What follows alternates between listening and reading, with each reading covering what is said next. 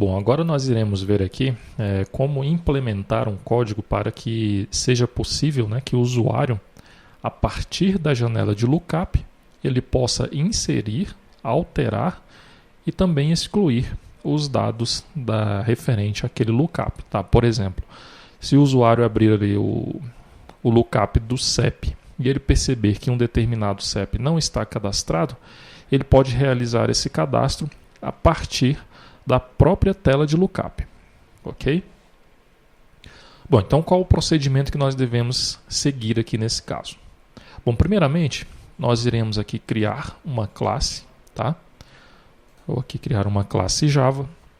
Vou chamar essa classe de CEP Controller. Ok? Essa classe, ela vai herdar a classe lookup grid controller.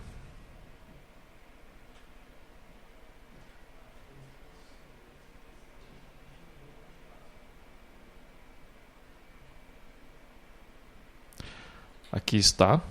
Essa classe está no pacote org.openswing.swing.lookup.client.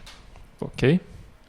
Bom, o procedimento aqui de desenvolvimento desse controller é o padrão que nós desenvolvemos aí para cadastrar, né, os dados em uma grid aqui do OpenSwing. Ok? Então vou implementar aqui o método insertRecords, tá? Vou implementar também o método updateRecords e também o método deleteRecords. Ok? O procedimento de criação é o mesmo, né? Que no caso aqui do cadastro cliente controller é o padrão aí do OpenSwing, das classes de controller, né? Então vou aqui apenas copiar esse código aqui desse método loadData. Aliás, aqui nós não temos o método loadData, tá? O método loadData ele é realizado lá pelo DataLocator do lookup. Então vamos copiar aqui o código do insertRecords.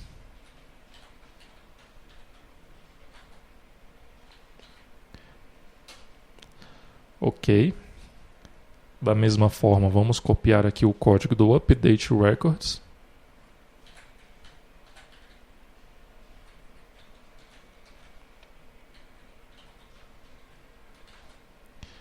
E também aqui o código do deleteRecords.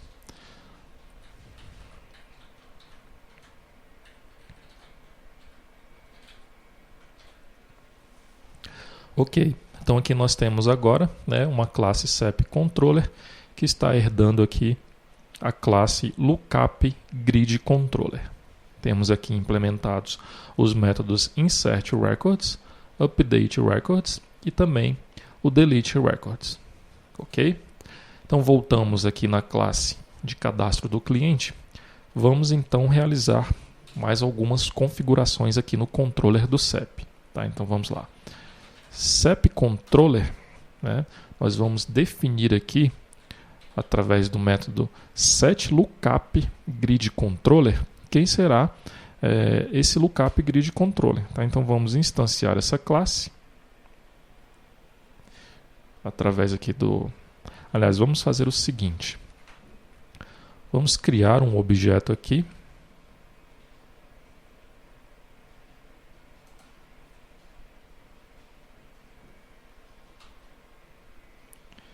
Da classe CEPController.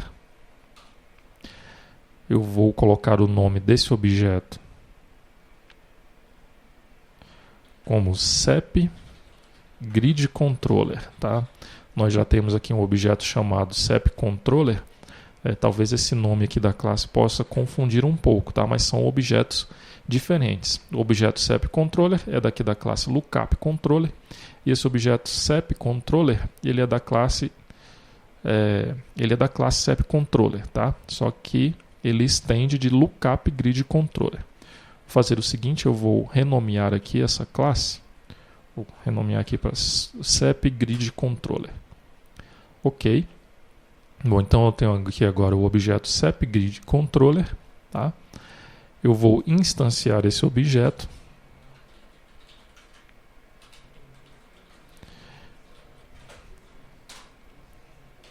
E agora sim, vou passar esse objeto setGridController aqui no parâmetro desse método setLookupGridController, ok?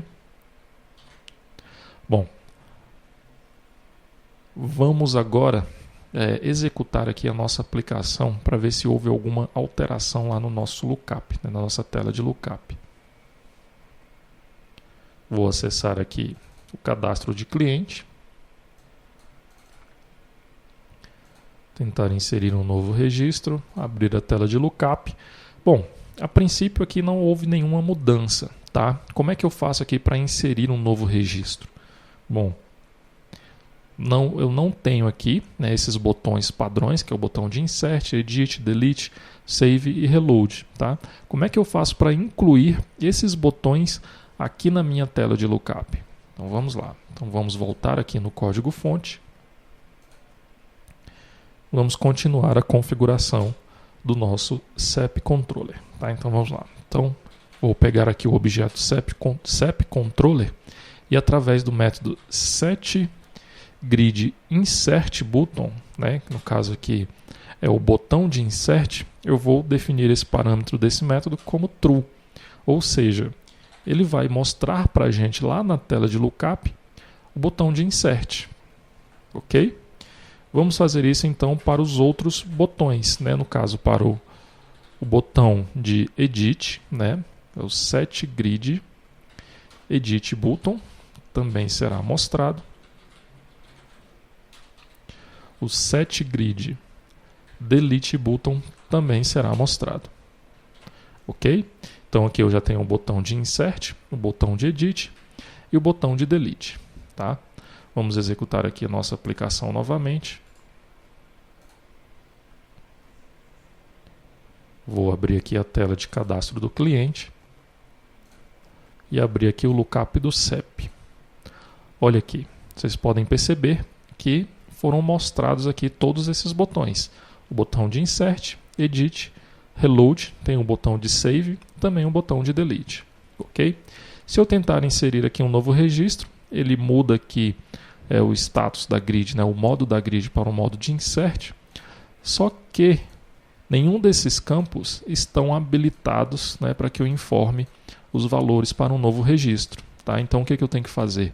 Eu tenho que habilitar a edição, né, e a inserção aqui desses campos. Então, vamos lá. Vou fechar aqui essa tela de lookup e vou habilitar ali os campos para que o usuário consiga informar os dados do SEP.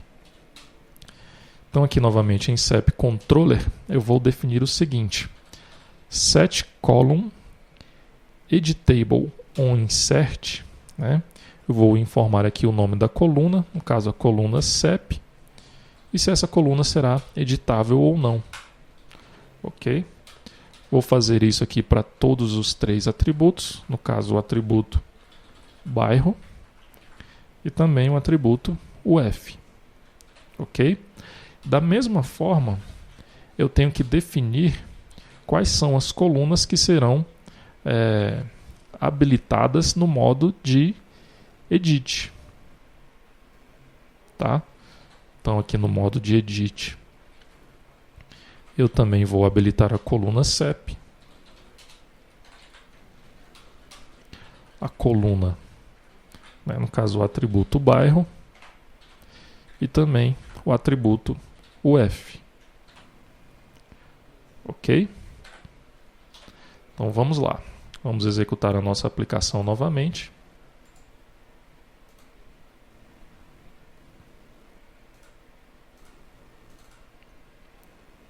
Tentar inserir aqui um novo registro e abrir a tela de lookup. Opa, aqui está. Vou tentar inserir um novo registro. Agora sim, ele habilitou aqui todos os campos aqui dessa minha grid. Campo UF, bairro e CEP. Então vamos lá. Vou tentar aqui inserir um novo registro. Vocês podem perceber também que o campo CEP ele já manteve ali a máscara, né, que nós definimos anteriormente. Eu vou salvar esses dados. Tá? Opa, apareceu aqui um erro. Na verdade, ele está falando aqui que o valor é inválido, que uma coluna obrigatória está vazia, que é a sigla do país.